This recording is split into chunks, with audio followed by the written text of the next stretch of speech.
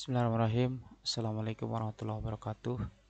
Pada kesempatan kali ini kita akan pelajari tentang fungsi dan komponen sistem komputer yang minggu lalu sudah Bapak tugaskan kalian mencari materinya.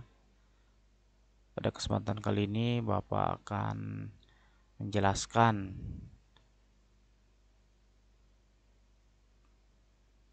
dari tugas kalian itu. Yang pertama yang harus kita ketahui, apa sih itu sistem ya? Sistem berasal dari bahasa apa? Nah, di sini ada ya. Jadi sistem berasal dari bahasa Latin yaitu sistema ya, tulisannya seperti ini ya. Sistema. Dan bahasa Yunani tulisannya seperti ini, sustema. Pengertiannya suatu kesatuan yang terdiri atas komponen atau elemen yang dihubungkan bersama untuk memudahkan aliran informasi, materi, atau energi untuk mencapai suatu tujuan. Nah, ini berdasarkan lugoh ya, bahasa, berdasarkan bahasa. Tapi di sini apa yang dimaksud dengan sistem komputer? Nah, ini ya, baru apa yang dimaksud dengan sistem komputer? Nah, di sini ya. Sistem komputer adalah sekumpulan komponen yang saling berhubungan satu sama lain.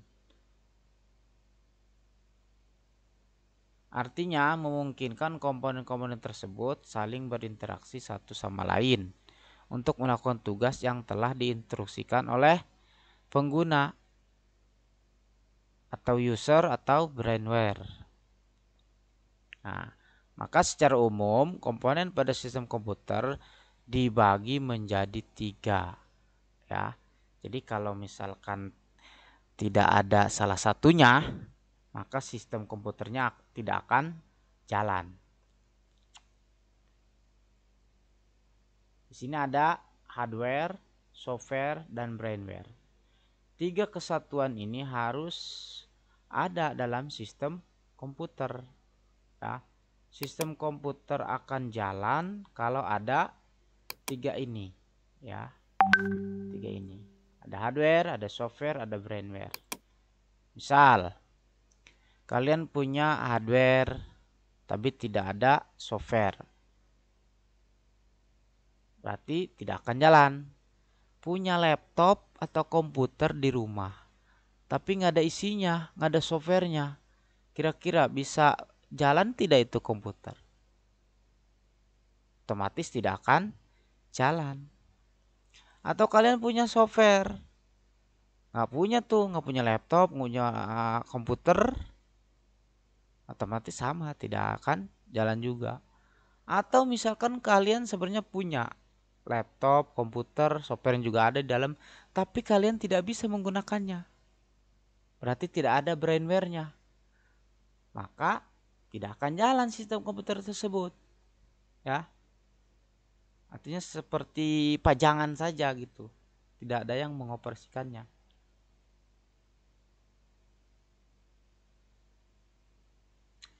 Maka ketiga komponen tersebut masing-masing memiliki peran yang sangat penting ya, yang sangat penting dalam mengolah sebuah informasi data.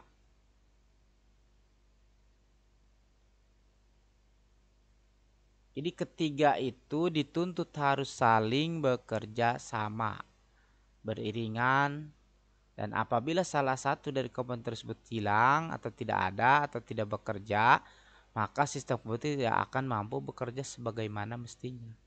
Yang sudah Bapak katakan tadi, hardware ada, software ada, tapi tidak ada orangnya, maka tidak akan jalan tuh sistem komputer. Pokoknya salah satu tidak ada dari 3 komponen tersebut, maka tidak akan jalan sistem komputernya.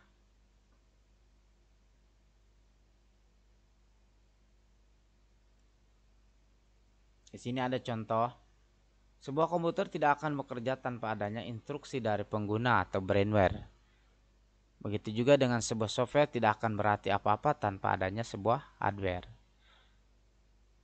Jadi intinya salah satu dari tiga ini, dari tiga komponen ini tidak ada, maka sistem komputer tidak akan jalan. Jadi sistem komputer tergantung kepada hardware, software, dan brainware. Maka tiga komponen ini penting pada sebuah sistem komputer. Ya.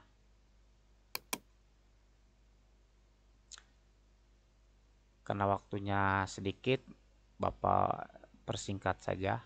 Nah, di sini langsung ke sini aja. Komponen utama ya, yang tiga tadi ya, pada sistem komputer, hardware, software, brainware. Nah, software ini terbagi lagi ya. Ada sistem operasi, ada aplikasi. Sebenarnya ada satu lagi di sini ya, harusnya utility ya. Utility ini sebenarnya masih bagian dari sistem operasi. Jadi sistemnya seperti ini, brainware menggunakan software. Nah, hardware ini yang bekerja di sini. Begitu juga lewat sini. Brainware, aplikasi, sistem operasi, hardware. Jadi aplikasi sama sistem operasi ini sama dengan software lah sini ya. Artinya sama aja jalurnya. Seperti ini kalau dari bagan ini ya. Kita bahas satu-satu mulai dari hardware. Hardware atau biasa kita sebut perangkat keras adalah sebuah komponen dari sistem komputer yang memiliki wujud fisik dan dapat disentuh. Ya, misalkan hard disk bisa disentuh, CPU bisa disentuh, ya, ada bentuknya, bisa dilihat dan bisa dipegang. Hardware pada sistem komputer juga terdiri dari beberapa unit, ya. Artinya dikelompokkan lagi hardware. Dulu kalian sudah mempelajari di kelas 7 bahwa hardware terbagi 4 bagian. Ada input, ada output, ada processing, ada juga storage. Nah, ini dibahas kembali di sini. Dimulai dari Central Processing Unit. Nah, ini berarti bagian processing device ya. Ini bagian dari processing device. Central Processing Unit ini di dalamnya ada RAM, ada prosesor, ada mainboard ya. Nah, ini bagian dari CPU atau Central Processing Unit. Ya. Yang kedua, input device atau input unit di sini ya. Sebuah data atau instruksi harus diinput terlebih dahulu sebelum diolah menjadi informasi yang seperti kita inginkan. Oleh karena itu dibutuhkan sebuah unit input yang menjadi sebuah gerbang untuk data yang dari dunia luar masuk ke dalam sistem komputer. Bentuk-bentuk data yang telah diinput akan dikonversi menjadi kode binary sehingga dapat dibaca oleh memori utama pada sebuah komputer. Tentulah bentuk data pada tiap perangkat input berbeda-beda. Misal, pada perangkat keyboard, bentuk data yang dihasilkan adalah sebuah huruf atau angka atau simbol. Berbeda dengan perangkat input mouse. Kalau mouse cuman klik gitu kan, blok ya, klik kanan, klik kiri, blok, geser kanan, geser kiri, geser atas. Nah, ini fungsi dari mouse. Artinya setiap alat input punya fungsi masing-masing. Kalau keyboard berarti memasukkan angka, memasukkan huruf, memasukkan simbol ya. Ini fungsi dari keyboard. Kalau mouse berarti dia berfungsi untuk mengklik, klik kanan, klik kiri, blok gitu ya. Geser kanan, geser kiri. Nah, itu fungsi dari alat input mouse. Tapi sama, jadi memasukkan data dari luar ke dalam. Kenapa bisa disebut memasukkan data dari luar ke dalam? Karena setiap kita klik pada keyboard huruf A, maka di layar akan muncul huruf A. Itu kan diperintahkan dari luar, ya. Jadi kalau kita nggak sentuh keyboardnya huruf A, nggak mungkin ada tuh di layar itu huruf A. Maka disebut alat input, memasukkan data dari luar ke dalam komputer. Nah, yang ketiga di sini ada output unit. Output unit ini memiliki fungsi yang berkebalikan dengan input. Ya, jika pada input unit data yang dari luar dimasukkan ke dalam sistem komputer, maka output unit sebaliknya, menghasilkan sebuah informasi atau data yang merupakan hasil dari pemrosesan pada sistem komputer. Jadi setelah dimasukkan itu pasti diproses dulu dari input, diproses, nah baru bisa ke output, bisa juga ke storage, bisa langsung dikeluarkan atau disimpan gitu ya. Data yang dihasilkan dapat berubah sebuah informasi, gambar, suara, atau video. Nah, output ini berarti yang mengeluarkan informasi. Misalkan tampilan gambar, tampilan video ini tampil di mana? Di layar monitor ya. Berarti monitor termasuk alat output.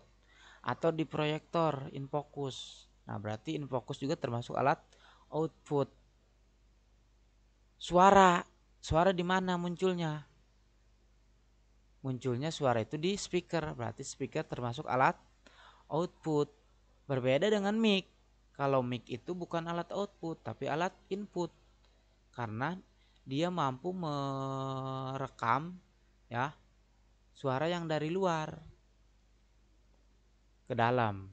Nih seperti yang Bapak lakukan nih ya, berbicara. Ini berarti memakai mic. Ya, mic ini berarti termasuk alat input. Karena suara Bapak bisa ada di dalam sebuah komputer gitu. Berbeda dengan suara. Kalau suara itu berarti alat output yang menghasilkan suara. Ya. Itu ada di speaker. Nah, speaker termasuk alat output.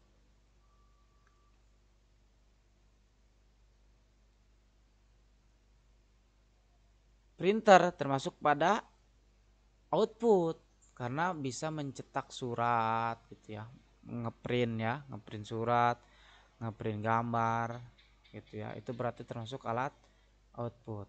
Berbeda dengan scanner. Kalau scanner termasuk kepada input. Kenapa? Karena scanner mampu memasukkan gambar atau tulisan yang dari luar. Kita punya foto, agar tampil di komputer maka harus di scan. Nah, di scan ini berarti scanner ini termasuk ke dalam alat input. Selanjutnya ada storage unit. Storage unit ini termasuk ke dalam alat penyimpanan. Data atau instruksi yang telah diinput pada sistem komputer melalui unit input terlebih dahulu disimpan pada unit storage sebelum benar-benar diproses. Nah, sebenarnya tergantung ya, storage ini bisa juga diproses dari input itu, proses lalu disimpan, atau setelah disimpan diproses kembali. Misalkan kita punya file yang mau diedit, berarti kan kita melalui penyimpanan terlebih dahulu baru proses gitu. Begitu pula dengan hasil data yang telah diproses. Data tersebut lebih dahulu disimpan pada unit storage sebelum berangkat pada unit output. Jadi storage unit dengan processing ini saling berkaitan. Proses dulu apa simpan dulu. Bisa kedua-duanya, saling berkebalikan. Bisa storage dulu baru proses, atau proses dulu baru disimpan. Nih ya. Selanjutnya software ya. Software adalah komponen dari sistem komputer yang tidak memiliki wujud atau bentuk fisik. Ya. Jadi tidak seperti hardware. Kalau hardware, hard disk sudah jelas bentuknya hard disk. Tapi kalau software tidak ada. Ada paketnya bentuknya CD ya. CD itu bukan software, CD itu benda, alat menyimpan saja. Ya, bukan bentuk dari software. Ya. Jadi software itu tidak memiliki wujud atau tidak memiliki fisik ya. tapi memiliki wujud digital yang tersimpan pada komputer. Terdapat berbagai macam jenis kategori software pada sistem komputer. Seperti Bapak bilang tadi, ada sistem software, ada utility software, ada application software. Nah, kalau sistem software, kategori untuk software yang mengatur dan mengontrol komponen hardware pada komputer yang mana memungkinkan terjadi interaksi antara hardware dengan tipe software lainnya. Jadi sistem software ini yang bekerja dari awal mula dihidupkan komputer sampai dimatikannya komputer. Salah satu contoh dari sistem software adalah sistem operasi. Namun driver pada sebuah device juga dapat digolongkan dalam kategori ini. Misalkan driver VGA gitu kan. Nah, masih masuk ke dalam sistem operasi. Sistem operasi ini banyak contohnya seperti Windows. Ada Windows 7, Windows 10, Windows 8, Windows XP, Windows 95, Windows 98. Nah, itu keluarga dari Windows. Ada juga yang dari Linux, Ubuntu ya. Ada juga yang dari Apple Mac OS ya.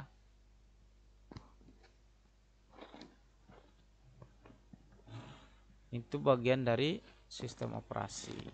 Yang kedua, utility software. Utility software ini kategori untuk software yang menjaga dan melindungi sistem komputer. Maka utility ini tidak terpisah dari sistem software. Dia biasanya menyatu karena dia melindungi sistem komputer, namun tidak berhadapan langsung dengan hardware. Contohnya, utility software adalah software antivirus, firewall, disk defragment, dan lainnya. Antivirus termasuk kepada utility karena dia melindungi sistem komputer. Firewall juga sama ya. Firewall bisa memblok atau membuka koneksi ya. Itu tugasnya firewall, bisa melindungi sistem komputer. Ada disk defragment. Disk defragment ini kegunaannya untuk merapihkan data yang ada di dalam hard disk. Jadi ketika kalian menyimpan itu belum tentu tersusun rapi, maka dirapihkan oleh disk defragment. Selanjutnya ada aplikasi software. Adalah kategori untuk software yang digunakan oleh user untuk menyelesaikan sebuah tugas tertentu. Ya, contoh software yang termasuk dalam kategori aplikasi software adalah web browser. Web browser itu seperti Chrome, Mozilla, nah itu web browser. Software Office seperti Microsoft Word, Microsoft Excel, Microsoft PowerPoint, game dan lainnya. Ya, ini termasuk pada application software, aplikatif ya yang biasa digunakan sehari-hari. Yang ketiga yang tidak kalah pentingnya itu brainware. Komponen yang terakhir dalam sebuah sistem komputer adalah brainware. Brainware dapat diartikan sebagai orang yang mampu mengoperasikan komputer ya, atau juga disebut dengan perangkat intelektual yang menggunakan atau mengoperasikan perangkat komputer. Artinya tidak semua manusia dikatakan brainware juga ya, karena nggak semua manusia bisa menggunakan komputer. Atau bahkan kalian misalkan menemukan monyet bisa memakai komputer, ya mungkin bisa juga disebut dengan brainware ya. Jadi sekian dulu dari Bapak, kurang lebihnya mohon maaf. Wassalamualaikum warahmatullahi wabarakatuh.